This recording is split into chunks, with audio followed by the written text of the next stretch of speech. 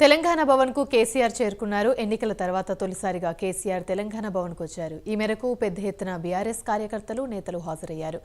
KRMB వివాదం, కాంగ్రెస్ ఆరోపణల నేపథ్యంలో అసెంబ్లీ సమావేశాల్లో అనుసరించాల్సిన వ్యూహంపై చర్చించనున్నారు. ఈ సమావేశానికి హైదరాబాద్, నల్గొండ, మహబూబ్ నగర్ జిల్లాల నాయకులు హాజరయ్యారు.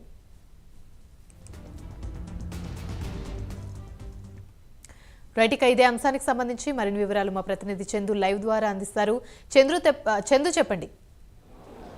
యామిని తెలంగాణ భవన్లో సీఎం మాజీ ముఖ్యమంత్రి కేసీఆర్ అధ్యక్షతన సమావేశం అయితే కొనసాగుతోంది. ఇక 12:30 గంటల ప్రాంతంలో కేసీఆర్ తెలంగాణ భవన్కి వచ్చారు. అసెంబ్లీ ఎన్నికల తర్వాత తొలిసారిగా వచ్చినటువంటి కేసీఆర్కు పార్టీ శ్రేణులు ఘన స్వాగతం పలికారు. మహిళలు మంగళహారతులతో కూడా వాళ్ళంతా కూడా స్వాగతం పలికారు. ముఖ్యంగా సీఎం అంటూ కూడా కార్యకర్తలు నినాదాలు చేస్తూ ఉత్సాహంగా కనిపించారు.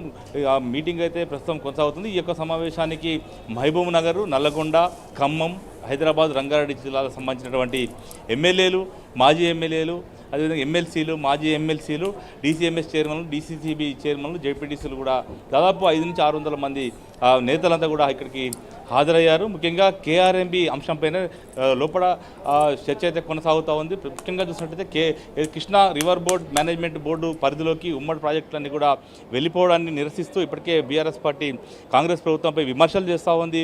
ఆ కేఆర్ఎంబీ ప్రాజెక్టును కేఆర్ఎంబీకి ప్రాజెక్టులు ఎలా అప్పగిస్తారంటూ కూడా ఇప్పటికే పెద్ద ఎత్తున కూడా ఆరోపణలు చేస్తున్న నేపథ్యంలో కాంగ్రెస్ బీఆర్ఎస్ నేతల మధ్య పరస్పర ఆరోపణలు అయితే కొనసాగుతున్నాయి. మరోవైపు కాంగ్రెస్ పార్టీ కూడా బీఆర్ఎస్ పార్టీపై ఎదురుదాడి చేస్తుంది. ముఖ్యంగా ఈ అంశంపైనే ప్రధానంగా కేసీఆర్ యొక్క సమావేశంలో చర్చిస్తున్నారు. ఎందుకంటే తెలంగాణ ఉద్యమం నీళ్లు, నిధులు, నియామకాలు అనే ట్యాగ్ లైన్తోనే కేసీఆర్ ఉద్యమాన్ని కొనసాగించారు. తర్వాత తెలంగాణ సాధించిన నేపథ్యంలో ఇప్పుడు ఈ అంశాన్ని, నీటి అంశాన్ని ఎత్తుకొని మళ్ళీ ప్రజల్లోకి వెళ్ళాలని కూడా కేసీఆర్ భావిస్తున్నారు.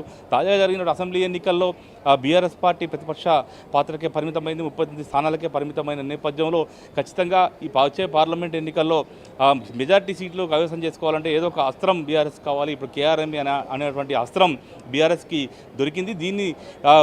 ఈ అంశాన్ని తీసుకొని ప్రజల్లోకి వెళ్ళాలి. ముఖ్యంగా దక్షిణ తెలంగాణలో మరోసారి సత్తా చాటాలి అని చెప్పి కూడా బీఆర్ఎస్ పార్టీ భావిస్తూ ఉంది. ముఖ్యంగా అటు ఖమ్మం, నల్గొండ, మహబూబ్ నగర్, చేవెళ్ళ ఈ 4 పార్లమెంట్లో ఖచ్చితంగా విజయం సాధించాలని కూడా బీఆర్ఎస్ పార్టీ భావిస్తుంది. మొన్న జరిగినటువంటి అసెంబ్లీ ఎన్నికల్లో ఖమ్మంలో 1 సీటు, నల్గొండలో 1 సీటు, మహబూబ్ నగర్లో 2 సీట్లు మాత్రమే వచ్చిన నేపథ్యం చాలా బలైన పడింది బీఆర్ఎస్ పార్టీ. అక్కడ ఈసారి మళ్ళీ బలం పుంజుకోవాలంటే దక్షిణ తెలంగాణలో గట్టిగా పోరాటం చేయాలి, రైతులను సమీకరించాలి, ఖచ్చితంగా రైతులతో ఉద్యమాన్ని నడిపించాలని కూడా కేసీఆర్ యొక్క సమావేశంలో దిశానిర్దేశం చేస్తున్నట్టుగా తెలుస్తోంది. ఫిబ్రవరి 13వ తారీఖు నాడు నల్గొండ జిల్లా వేదికగా భారీ బహిరంగ సభ కూడా ప్లాన్ చేస్తున్నారు.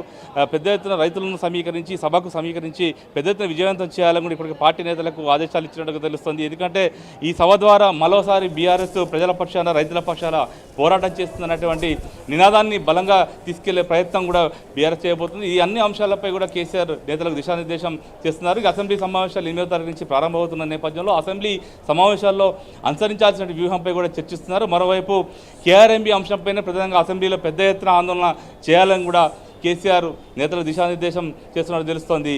Yamini. Right, thank you Chandu.